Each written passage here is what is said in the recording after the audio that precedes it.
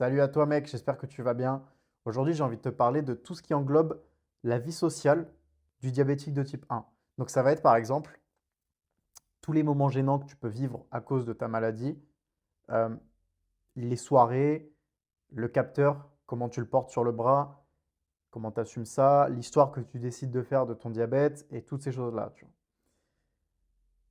Donc je vais commencer par justement les moments gênants que tu peux vivre avec ta maladie. En fait, c'est assez simple. Il va y avoir toujours, on l'a tous connu, mec, ce moment-là, et peut-être que tu le connais encore malheureusement. On a tous connu ce moment où tu vas au resto ou dans un bar avec tes potes et tu dois sortir le stylo, tu dois te doser, ou à l'inverse, tu dois te resucrer, tu as besoin d'un truc, donc tu consommes un truc en plus pour te resucrer parce que tu es en train de faire une putain d'hypo. Bon, en fait, ces moments-là que tu peux vivre n'importe quand, tu vois, ça peut être, je sais pas moi, un moment avec des potes à la plage, pendant une randonnée, à l'entraînement. Ça je le sais, je sais très bien ce que ça fait de devoir se piquer à l'entraînement.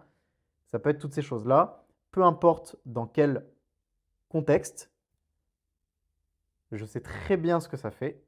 Et en fait, tu as deux choix. Soit tu continues à avoir peur de ça, tu continues à subir ces moments-là, mais tu es quand même obligé de le faire parce que bah, tu vas pas rester en hyperglycémie, mec. Hein, tu es à 3,50 devant tes collègues, tu vas pas rester comme ça. Il faut que tu doses. Tu vois.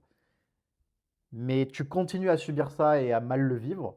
Soit à l'inverse, mec, et ça c'est le meilleur conseil que je pourrais te donner sur ce genre de situation, tu fonces dans le tas. Ça m'est arrivé encore il n'y a pas si longtemps que ça, j'étais au resto avec plein de potes et il y a eu ce moment où j'ai sorti la piqûre parce que je bouffe donc je me pique tout simplement. Et j'ai une collègue en face de moi qui m'a dit ah putain, ça y est, il sort son traitement, il sort, il sort sa drogue. Je crois qu'elle m'avait sorti une connerie comme ça. Il sort sa drogue, et du coup, évidemment, tu as toute l'attention de la table qui revient sur toi et ton putain de stylo. Mec, je m'en bats les couilles, tu vois. Alors après, j'ai fait un travail là-dessus. Évidemment, ça se fait en années et en années. Et aujourd'hui, j'en ai plus rien à foutre. Mais c'est juste pour sortir l'exemple. Qu'est-ce que j'ai fait? J'ai foncé dans le tas, mec. C'est les meilleurs conseils que je pourrais te donner. Fonce dans le tas, tu t'en fous, mec. Tu t'en fous. En fait, le plus important quand tu dois faire une injection ou te resucrer ou autre, même regarder le capteur, tu vois, scanner le capteur, j'en sais rien, ce que tu veux. Quand tu dois mettre ton diabète entre guillemets en lumière, honnêtement, tu dois t'en foutre parce que vois ça comme ma priorité, la priorité absolue à ce moment-là, ma priorité à moi, c'est ma santé, en fait. C'est même plus le diabète, mec, c'est ta santé, en fait. C'est je m'occupe de mon corps, de mon physique, de ma santé. C'est tout. Et donc, mec, tu dois foncer tête baissée dans le truc, tu vois. Tu dois t'en battre les couilles, foncer tête baissée dans le truc. Fonce dans le tas. Vas-y, cache et dis-le, assume-le, mec. T'es diabétique, de toute façon, c'est ton identité. On le sait tous, mec. Quand tu vas à une table avec des potes, ils le savent tous que t'es diabétique. Assume-le. T'es diabétique, assume-le, fonce dans le tas. Et va te piquer, tu vois. Il faut vraiment en avoir rien à foutre. Tu vois. Et même si c'est des gens que tu ne connais pas, on s'en fout. Justement, je vais te l'expliquer un peu plus tard dans la vidéo, mais c'est un argument. Les gens ne te connaissent pas, c'est encore mieux en fait. Et bon, là, vu comme ça peut paraître un peu con. Ensuite, il va y avoir les soirées. Tout ce qui va être soirée, alcool, toutes ces choses-là, mec. Tu vas en soirée, c'est emmerdant, t'as pas forcément envie de prendre ton traitement avec toi. Je sais pas moi, tu as envie de boire sa mère et du coup, bah, tu sais que ça va être compliqué avec le diabète, tu sais que les glycémies vont partir en couille. Tu as toujours cette pression en plus au moment où tu veux faire un peu n'importe quoi, tu as toujours cette pression dans le dos du diabète. En fait, ton diabète, il est derrière toi et il est en mode t'inquiète pas, je vais te foutre des gros coups de couteau dans le dos si toi-même tu fais n'importe quoi. Bon, et du coup, c'est assez compliqué parce qu'il y a tout ce côté aussi où bah, si tu es un mec qui aime bien boire et qui en plus, comment dire, cède à la pression sociale du il faut boire l'alcool, c'est d'autant plus difficile quand tu es diabétique, je te l'accorde. Maintenant, mec, alors, je vais être honnête avec toi, sur cette chaîne YouTube, sur tout mon compte, sur tout le contenu que je te fais, mec, je suis partisan du on se la donne et on essaie d'être les plus forts possibles. Tu vois. Donc, si tu t'attends à ce que je te donne une solution pour ce genre de situation, les soirées arrosées, boire de l'alcool à balles, les boîtes de nuit, tout ce que tu veux, toutes ces merdes-là, tu te fous les doigts dans le cul, frérot. Genre vraiment, c'est mort. Je ne te donnerai pas de solution là-dessus. De toute façon, je n'en ai pas à t'apporter. Évidemment, par le passé, ça m'est arrivé d'aller dans des soirées comme ça et je ne me suis jamais bourré la gueule au point d'être complètement ivre. Mais j'ai déjà bu de l'alcool et pour le coup, je sais comment je devrais gérer ça si jamais je le refaisais. Mais mec, ça fait des années que je ne fais plus ça. Et honnêtement, je suis clairement là pour te le dire. Si tu es un être humain qui se bourre la gueule, qui devient complètement ivre, honte à toi, frérot. Honte à toi, mec. Tu as un diabète à gérer, en fait. Honte à toi, frérot. Si tu as des objectifs, si tu as des idées en tête, ne serait-ce que ça, mais qu'est-ce que tu fous dans ces trucs-là? Donc, mec, c'est aussi simple que ça.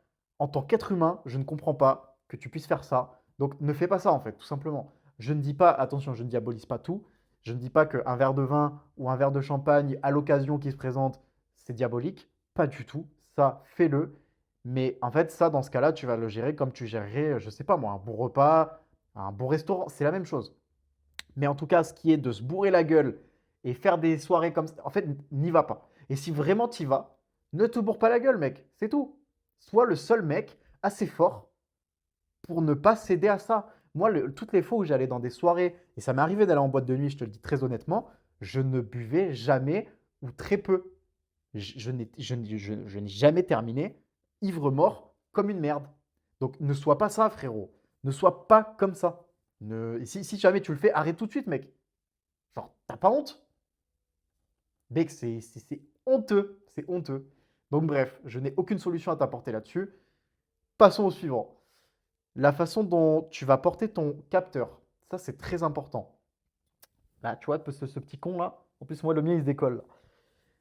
Ça, c'est hyper important. En fait, je sais qu'il y a des gens qui cachent leur capteur volontairement, qui vont mettre des trucs à manches longues, des t-shirts oversize, qui vont rester en pull très volontiers l'hiver, parce qu'ils ont honte de porter leur capteur. Et puis, tu en as d'autres qui ont honte de le porter, mais qui l'affichent quand même.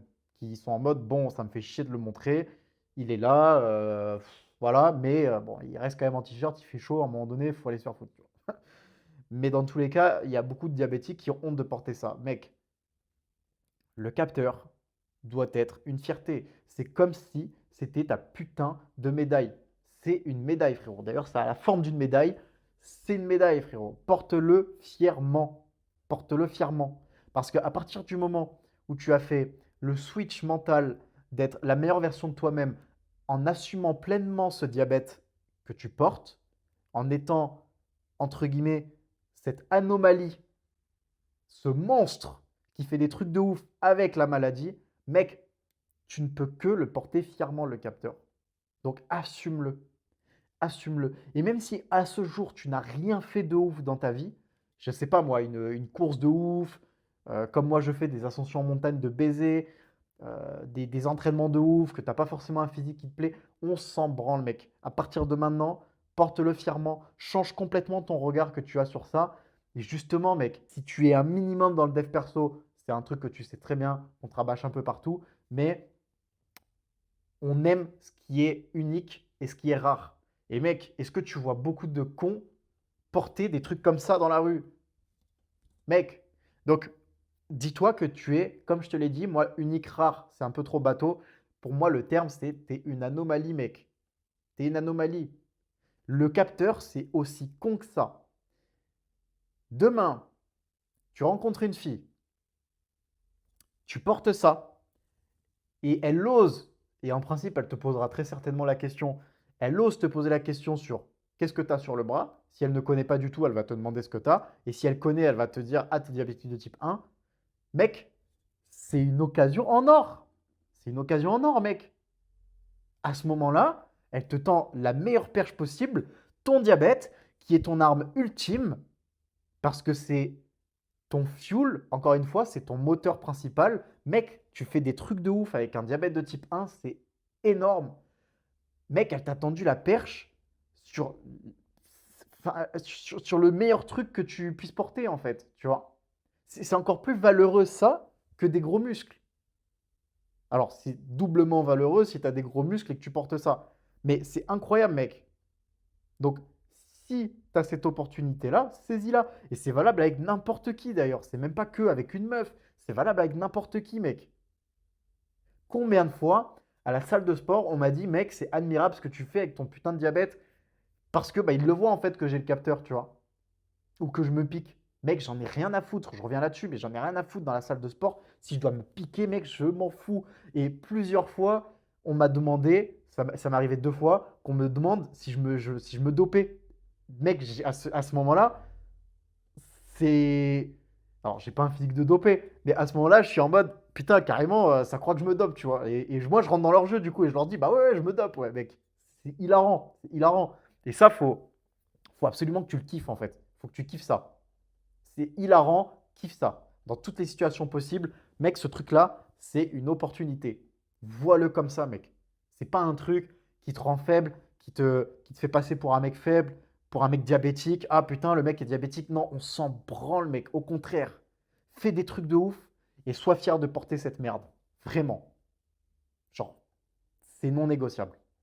Ensuite, je vais venir au regard des autres sur ta maladie. Ça va un peu rejoindre aussi les moments gênants, mais mec, le regard des autres sur ta maladie, il est simple. Les gens ne vont pas être là à te juger ou à te voir comme un être humain faible, tu vois, pour faire un peu la jonction avec ce que j'étais en train de dire juste avant sur le capteur. Ils vont pas te voir comme un faible.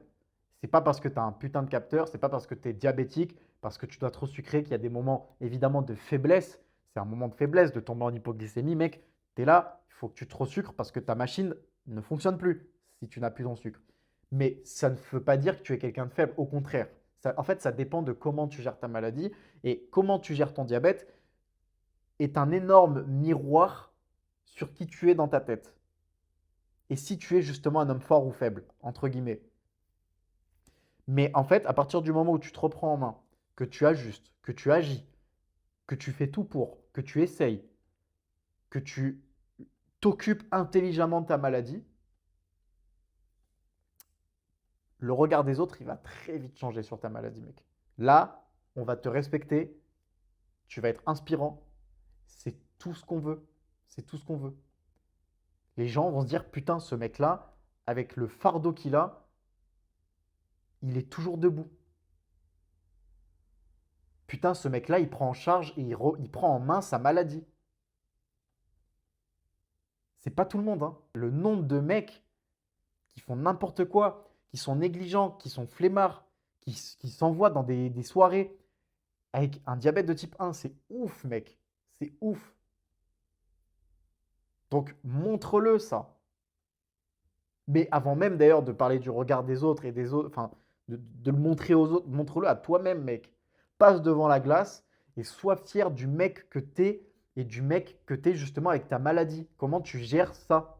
Et donc, à partir de là, tu verras que les regards vont changer et que les gens vont commencer à te poser des questions. Quand les gens te posent des questions, réponds-leur. Réponds-leur, mec. Et honnêtement, c'est, tu peux avoir des conversations de dingue. Il n'y a pas si longtemps que ça, je suis allé à un mariage et du coup, il y avait plein de gens qui me demandaient bah, justement ce que je faisais un peu dans la vie et tout. Et je disais, bah là, moi, actuellement, ce que j'essaie de faire, ce que je veux faire, c'est accompagner des diabétiques. Ah, t'es diabétique de type 1. Et là, j'explique. On me pose des questions. Et des fois, il y a des questions bêtes, mec. Je sais très bien qu'il y a des questions bêtes. Il y a des questions que tu entends tout le temps. Des questions à la con que tu vas entendre tout le temps, mec. Mais réponds-leur. Les gens ne savent pas forcément. Réponds-leur. Montre que tu maîtrises ton sujet, que tu maîtrises ton diabète, putain. Et les gens, ils vont boire tes paroles, même s'ils ont des questions connes. Donc voilà, mec. Ça dépend en fait de qui tu es avec ton propre diabète, le regard des autres. Ça dépend de ça. Mais évidemment que si tu es quelqu'un de négligent qui fait n'importe quoi avec sa maladie, les gens vont se dire putain, déjà qu'il fait n'importe quoi et en plus il a un diabète. Bah oui, évidemment, mec. Il y a deux autres points que j'ai envie de t'aborder. Le premier, il est simple, c'est choisis bien à qui tu expliques ton diabète. Pourquoi? Il y a de fortes chances que tu parles de ta maladie à quelqu'un qui n'en a rien à foutre. Et il y a de fortes chances que ce quelqu'un soit une personne qui est proche de toi, un pote ou que sais-je, même quelqu'un de ta famille. Je te le dis sincèrement, j'ai beaucoup de potes qui n'en ont rien à foutre. Je ne dis pas ça pour les blâmer ou pour les critiquer ou leur cracher dessus, pas du tout. Je m'en fous qu'ils n'en aient rien à foutre personnellement. Mais voilà, je te le dis honnêtement, ils en ont rien à foutre et je sais que je ne leur expliquerai jamais et je ne leur ai d'ailleurs, je crois, jamais forcément très bien expliqué, tu vois? Peut-être les trucs, bateaux comme l'hypo et l'hyper, mais c'est tout. Si on ne te pose pas la question, ça vaut pas le coup. Alors, il y a des nuances à apporter pour certaines personnes. Mais par exemple, là, je t'ai cité des gens que moi, personnellement, je connais. Ça peut être des inconnus qui n'en ont absolument rien à foutre. Je te reprends l'exemple du mariage. Au mariage, moi, j'avais des gens qui n'en avaient rien à foutre et à qui je n'ai quasiment, voire pas du tout parlé du diabète. Au contraire, il y a des personnes qui étaient pour le coup vraiment intéressées, qui cherchaient vraiment à savoir et qui, pour le coup, manquaient d'informations, ne savaient pas et me posaient des questions. Il y avait des questions connes et il y avait des questions très pertinentes dans le lot. Et à ces personnes-là, c'est hyper important que tu leur expliques. Parce que, en fait, ces personnes-là, si elles te posent les questions et si elles s'intéressent, c'est qu'elles ont besoin de savoir. Et c'est une relation sociale, c'est une relation humaine. Parle-leur. Tu leur expliques ta maladie à ces gens-là, même si c'est des gens que tu ne connais pas et que tu ne reverras peut-être jamais. Je pense, pardon, que je ne les reverrai jamais, ces personnes-là à qui j'ai expliqué. Mais au moins, elles sont sorties moins connes et elles savent comment ça marche. Et si jamais un jour elles ont un diabétique dans leur famille, bah, elles penseront à moi et elles se rappelleront que, ok, bah lui, il faisait des trucs de ouf avec son diabète. Donc, t'es pas condamné. Elle saura. Tu peux être un taré mental avec cette putain de maladie. Tu peux faire des trucs de ouf. Elle se rappellera de moi qui fais des trucs de ouf avec mon diabète. Donc c'est important que tu en parles aux gens qui manifestent vraiment de l'intérêt. Alors, il peut aussi y avoir des gens qui posent des questions par politesse, mais qui n'en ont pas forcément grand-chose à foutre, ou du moins qui ne s'en rappelleront pas forcément. C'est pas grave, réponds-leur quand même. Et si tu vois que c'est plutôt par politesse, en principe ça se voit, ne détaille pas, tu réponds simplement aux questions, c'est tout. Mais c'est important que si on ne te pose pas les questions, tu n'en parles pas forcément. Encore une fois, ça dépend des gens. Moi, je sais que mes potes les plus proches savent quand même comment fonctionne mon diabète. Parce que bah, demain, si je fais une hypo avec eux en montagne, il faut qu'ils sachent comment réagir à n'importe quelle situation problématique avec ton diabète. C'est hyper important. Également avec ma famille. Et surtout, ça, c'est un truc qui est non négociable. Ta partenaire doit tout savoir. J'en ai rien à foutre. Elle doit tout savoir. C'est non négociable. Qu'elle en ait quelque chose à foutre ou non. Et d'ailleurs, mec, si elle n'en a rien à foutre, ça n'est pas la bonne. Désolé de te l'apprendre. Ça n'est pas la bonne. Dégage-la. Ça n'est pas la bonne. C'est tout. Et peut-être, ou peut-être, attention pour la défendre aussi, que tu n'es pas le bon pour elle. Mais si elle n'en a rien à foutre, ça n'est pas la bonne. C'est tout. Ta femme doit en avoir quelque chose à foutre et elle doit tout savoir. Et n'attends pas qu'elle te pose les questions. Explique-lui, mec. Pour ta femme, c'est différent. Explique-lui. Tu te poses avec elle, tu lui expliques comment ça marche, comment ça fonctionne, quels sont les risques. Tu lui expliques tout. Ta partenaire doit tout savoir, c'est non négociable. Donc, en dehors de ta femme, pour le reste, choisis bien à qui tu dois parler de ton diabète, à qui tu expliques tout ça. Voilà. C'est principalement pour ne pas perdre du temps et de l'énergie, tout simplement. Dernier conseil que je te donne, c'est ton diabète de type 1. Tu as deux choix. Soit tu en fais une histoire, soit tu en fais un fardeau. Choisis bien. Ça aussi, tu vois, tu as encore une fois le choix. Choisis bien. De toute façon, à chaque fois, tu as un choix entre la bonne solution ou la mauvaise solution. C'est aussi con que ça. Mais encore une fois, du coup, soit t'en fais un fardeau, soit t'en fais une histoire à raconter. Mec, je suis aujourd'hui trop fier et trop heureux de pouvoir raconter certaines histoires comme le semi du Ventoux ou le Mont Blanc en one shot avec mon diabète. Je te rassure, quand je parle du semi du Ventoux, je ne parle pas que de mon diabète. D'ailleurs, j'en parle très peu. Pour moi, je suis avant tout un athlète qui a eu la mentale d'aller jusqu'au bout du semi du Ventoux. Je te parle enfin, quand je te parle de ça, je te parle du Ventoux, du parcours, de la distance, de la difficulté, du cardio et évidemment du diabète et de tout ce qu'il y a eu avant, tous les entraînements, les blessures, etc. Mais c'est hyper important que tu fasses de ton diabète une histoire. Ça fait partie de toi. C'est une histoire à raconter, ton diabète, mec. C'est pas un fardeau. N'en fais pas un fardeau. Quand on te pose la question, si quelqu'un te demande comment tu vis avec le diabète, tu vis à 200%, sale bâtard. Tu vis à 200%. Tu vis mieux que la personne qui te pose la question qui n'est pas malade. Fais-en une histoire inspirante qui force le respect. Fais-en une histoire. Tu dois avoir énormément d'histoires à raconter avec cette putain de maladie. Donc, n'en fais pas un fardeau. N'en fais pas quelqu'un qui s'en plaint, qui subit son sort. Tout ça, mec, tu l'élimines. Alors oui, attention, hein, le diabète, c'est pas facile à gérer. Évidemment, ça casse les couilles des fois, hein. Des fois, ça casse les couilles le diabète. Des fois, il te met à terre. Mais au-delà de tout ça, fais-en une putain d'histoire inspirante à raconter. C'est tout.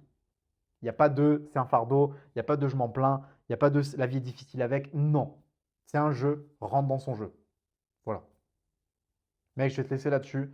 Pour résumer, vite fait, sur tout ce que je t'ai dit, en numéro un, oui, il y a des moments gênants.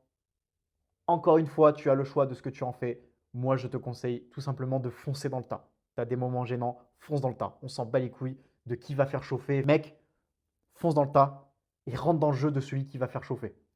Ensuite, tout ce qui est soirée, alcool, élimine ça. Si vraiment tu dois aller en soirée, si vraiment tu aimes bien ça, ne te bourre pas la gueule. T'as autre chose à foutre, mec. En tant qu'homme, putain, mais qu'est-ce que tu fous? Ensuite, le regard des autres. Tout simplement, le regard des autres sur ta maladie. Tu sais comment ça fonctionne. Je te l'ai expliqué. Ça, avant de dépendre des autres, en fait, du regard des autres, ça dépend de toi-même. Comment toi tu te perçois et comment toi tu agis envers toi-même. Et tu verras que ça va être comme une force attractive. Les gens vont changer le regard, enfin, ils vont changer de leur regard, pardon, sur toi et ton diabète. Le capteur, ce putain de truc là, porte-le fièrement, mec. Porte-le fièrement. En hiver, sois le seul connard qui sort en débardeur. Aussi simple que ça, mec. N'aie pas honte. C'est une partie de toi. N'aie pas honte, mec.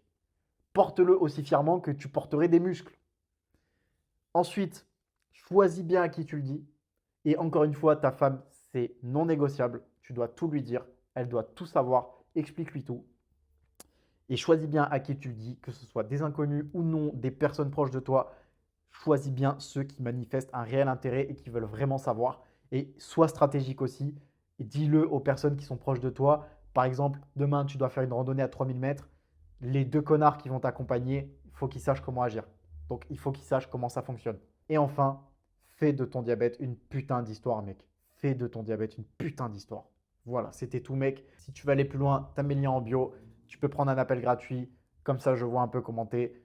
Si tu as envie de faire justement de ton diabète une force et que tu en as marre de le subir, on fait un premier appel. Il est totalement gratuit. Je ne vais rien te vendre. Je veux juste voir si je peux réellement t'apporter quelque chose. Si tu n'es pas un sgeg, si ça va aller loin entre nous pour justement tout bouffer avec cette maladie de merde. Et j'ai aussi ma newsletter que j'ai rajoutée dans ma description. Tous les jours, je vais essayer de t'expliquer des anecdotes et comment je vis en tant qu'homme avec le diabète de type 1. Aussi simple que ça, avec des bonnes anecdotes. J'aurai des bonnes choses à te raconter là-dedans.